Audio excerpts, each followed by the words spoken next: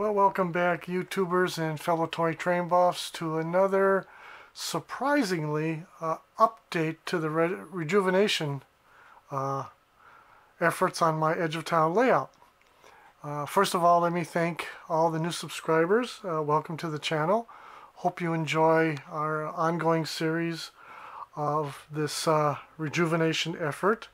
This little 40-inch by 60-inch layout that you see in front of you was at one time a simple tin plate layout that I hauled in the back of my old Jeep Cherokee to train meets way back in the day. 4 years ago in 2016, I took it out of its storage space here out in the cave, put legs on it, and I was running it pretty much as still as a tin plate layout until what, November, December of last year. And that's when I decided to add detail, to go a little bit more than tin plate, somewhat high rail, but there you have it. Now, I posted in one of my Christmas layout videos that I probably wouldn't do anything to this Edge of Town layout, the EoT, until next year. Surprisingly though, I did have some me time. I was out here, out in the cave the other day, and I actually had like an hour or two, and I was sitting out here wondering what the heck I can do. And I came up with a couple things. They were low-hanging fruit. In other words, they were easy projects that I could work on without too much of a hassle and get them done and out of the way. First of all, I took this corner here and kind of turned it into pasture land, and all I had to do was add some woodland scenics material, tufts and foliage clusters and lichen and whatnot, and added it to it. I pulled out some of my my O-scale cows and put them in here. Now, I understand this is not much of a pasture. I get that. And those cows in real life would have no problems leaping over those hedges onto the tracks. And we'll have steak for dinner, okay? So anyway, I get that. So I can take the cows out and just leave it as sort of a little grassy area. But what would make more sense if I want to continue the pasture theme is to take out this fence, put a fence along the rail line. On the backdrop, include some kind of artwork that would suggest that this is pasture, and that would actually make more sense if that's what I decide to do. All right. I kind of got tired of the billboard that was in this corner. It was just, sticking up like a sore thumb, and there it is for right now. I don't know what I'm going to do. Then, I'm going to pull this forward. I'm going to pull the train forward. We'll give you a preview of that in a couple seconds. Yeah, another big change for this layout. No longer do we have the Plasticville freight depot that looks more like a suburban passenger shelter. And we no longer have the Marx newsstand.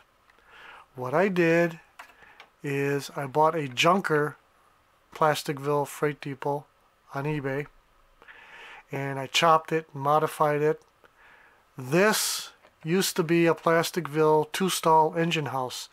Took out the middle wall, glued everything up. This is just a primer coat right here, and I'll work on it next time I get a chance, but it'll be a little bit more painted up. Now, I did some research on the internet, and flag stop stations that double as milk platforms are actually quite common on narrow gauge, short line, branch line type of railroads. As a matter of fact, I saw a photo of a milk platform that looked almost exactly like this, except without the bench and without the stairs. I saw it online. I forgot to save that picture, but that kind of piqued my curiosity. I said, okay. So this is, given that this is a small enclave at the edge of town, I'm going to, I like this small flag stop appearance much better. And then I got a Woodland Scenics set of newsstand and people. Right now all I got is the newsstand out. The people are still, they're waiting their turn to be set up. Took out my die-cast cars. We got kind of a 50s theme here. Then, right there, you see that track right there? I used to have a Marx uncoupler track. Let's see if I can find it. Here it is. There you go. The Marx uncoupler track. It actually works quite well with the Marx tilt automatic couplers, but you see that blade sticking up? Alright. That thing gets in the way of Lionel and K-line couplers, the kind that have the little tabs on the bottom. They catch that blade and they won't go any further. So I just took that out. Next up, yep, yet another switch. This is a pre-war switch and this is the electric one. Obviously there's no wires, I haven't hooked it up, but I've been running my engines through it, and so far engines I thought that I was having trouble with before did in fact go not only straight both directions, but they also went through the divergent track. So that's kind of a success story. Alright, let me run this train forward.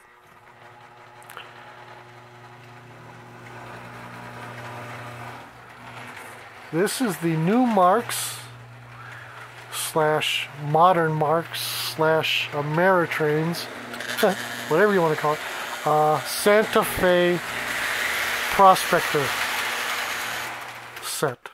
Alright, here we go. Limited edition.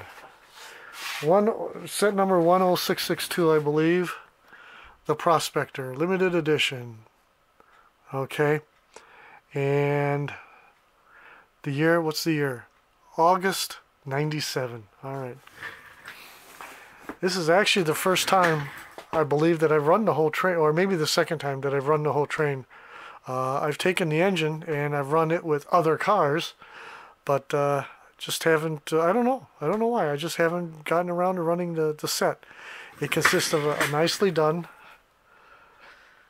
AT and SF Santa Fe engine and tender, a Sioux Line ore car, a pipe car with cardboard pipes, which is good because they're light.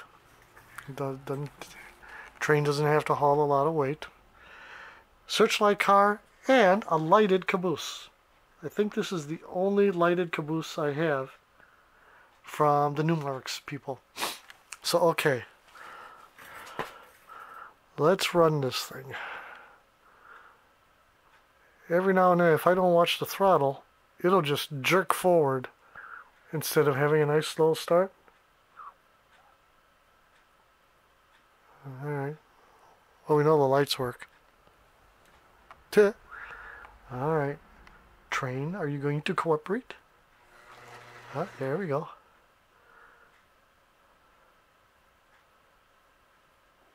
What I'm doing is I'm cycling, you know, it was in reverse.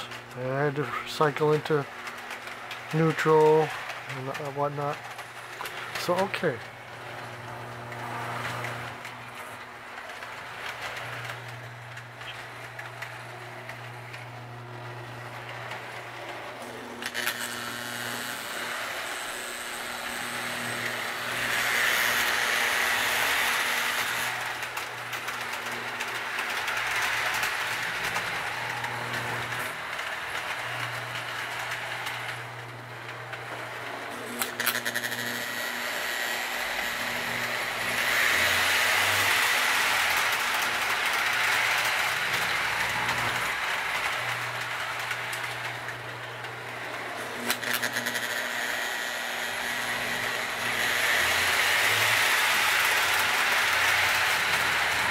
Yes, I know it needs feeder wires.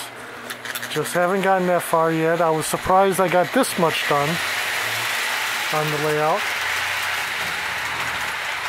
It's on my list of like 25 other things to do on the layout.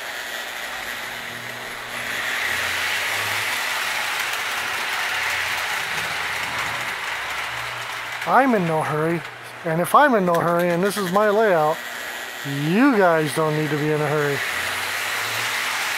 Alright. I'll get to it.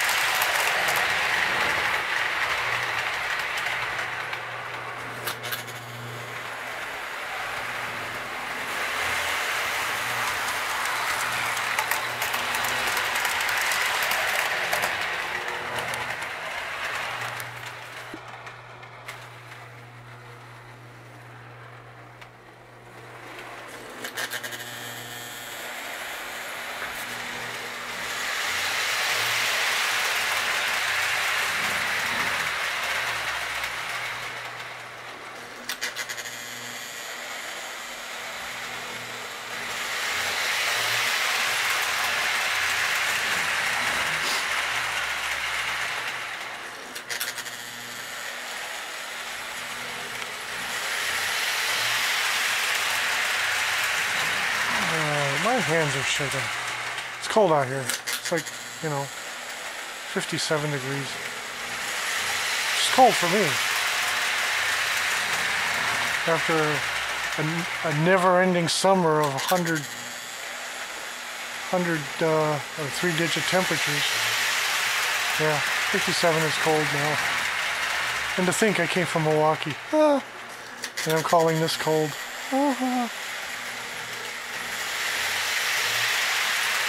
Okay, folks,